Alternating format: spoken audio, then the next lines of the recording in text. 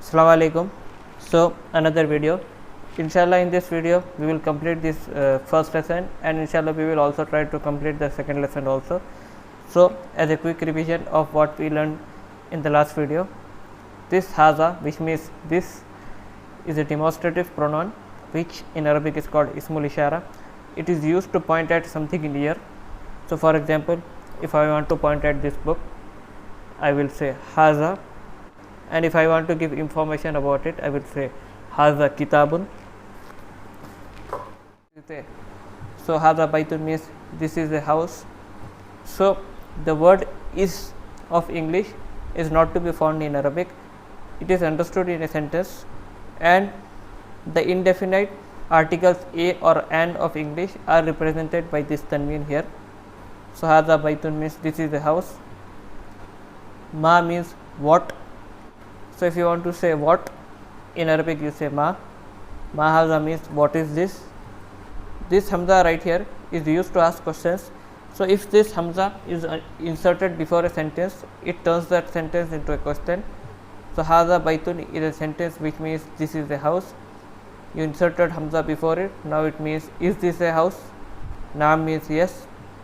La is a particle which means no. It is used to negate a question. So the question was ahaza sarirun, is this a bed? You replied by saying la, which means no. No, this is not a bed. Haza kursiyun, this is a chair. So this is where we left. Tamreen means exercise. So this was an exercise. Ma haza, haza miftahun. Ma haza, haza kitabun. Ma haza, haza babun. Ma haza, haza baitun. Ma haza, haza kursiyun. Second exercise. So in this exercise, you have to use la if a question is wrong, and naam if a question is right. So ahada baitun, is this a house? La haza masjidun, no, this is a mosque. Ahada miftahun, is this a key? La haza qalamun, no, this is a pen. Ahada qamisun, is this a shirt? Naam hada qamisun. Ahada najman, naam hada najman, yes, this is a star. Iqra maktub, read and write. So I guess I will leave this for the viewers. So you basically have to read and write this, and make sure to vocalize each and every letter, especially the final letter. Like you have to say haza maktabun, you have to stress on the final letter. Why? I will tell you in the next video. Man haza, who is this? So ma is used for ghair aqil. Ghair aqil means that those who don't have intelligence, like animals, things, etc.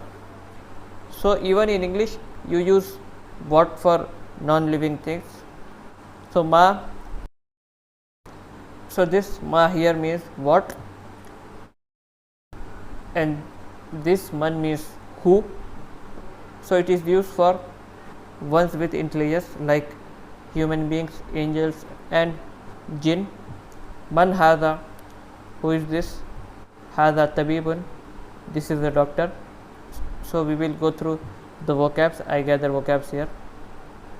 Man means who, tabibun means doctor, waladun means boy, talibun means student, rajulun means man, tajirun means merchant, kalbun means dog, qitun means cat, himarun means donkey, hisanun means horse, jamalun means camel, dikun means roaster, mudarrisun means teacher, qamisun means shirt, and mindilun means kerchief.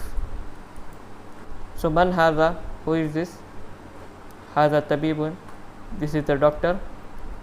Man haza, you are pointing at this. Haza waladun, this is a boy. Man haza, who is this? Haza talibun, this is a student. Ahada waladun, is this a boy? You are pointing at this right here. La, no, Hada rajulun, this is a man. So Hada baladun was a sentence, you inserted Hamza before it, now it turns that sentence into a question. The question was wrong, you denied it by saying la, which means no. Ma hada, what is this? Hada masjidun. Man hada, hada tajirun, tajir means merchant. Hada kalbun, this is the dog. Hada kalbun, you are pointing at this image right here. La, hada qittun, no, this is the cat. Hada himarun, himar means donkey. Hada himarun, you are pointing at this image right here. La, hada hisanun, no, this is the horse. Wama hada, this waw right here is the particle, that is harf in Arabic, it means and. So wama hada means and what is this? Hada jamalun, this is a camel, jamal means camel. Ma hada, what is this? Hada dikun, this is a roaster. Man hada, who is this? Hada mudarrisun, this is the teacher. So again, ma is used for ghair aqil and man is used for aqil. In English, ma means what and man means who. Hada qamisun, is this a shirt? So you use before a sentence to turn that into a question. So you are basically negating it by saying la. Do hada mindilun, this is a handkerchief. So exercise, iqra waktub. Ma hada, I guess I will leave this exercise up to the viewers. So if you don't understand anything here, please write a comment in the comment section, I will answer it. And please make sure to correctly vocalize each and every letter, especially the final letter, which I will tell you why in the next video. So a new thing, hada is a demonstrative pronoun, which means this. In Arabic it is called ismul ishara. It is used to point at something near. And zalika is the demonstrative pronoun, which means that. It is used to point at something far. So ma zalika means what is that? That you are basically pointing at something far. Zalika najmun, that is a star. Hadha masjidun, you are pointing at something near you, saying this is a mosque. Wazalika baitun, and you are pointing at something far but saying that is a house. Hadha hisanun, this is a horse. Wazalika himarun, which is far, and that is a donkey. Azalika qalbun, you are pointing at this image right here, which is far. Is that a dog? La, zalika qittun, no, that is a cat. Ma zalika, ma zalika means what is that? Ma haza meant what is this? Ma zalika means what is that?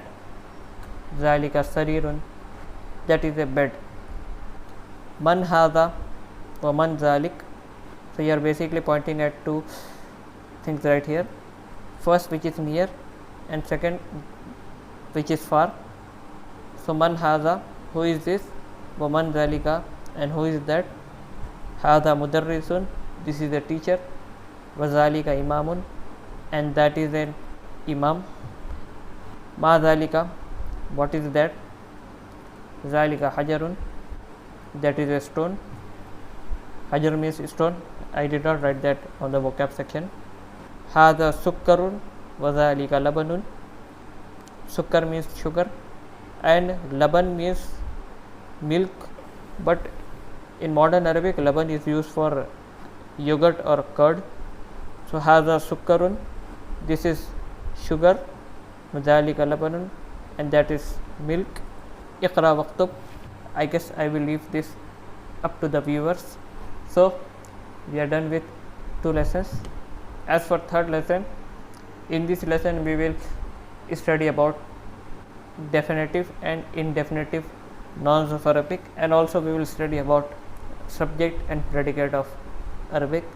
So inshallah we will meet in next video. Assalamu alaikum.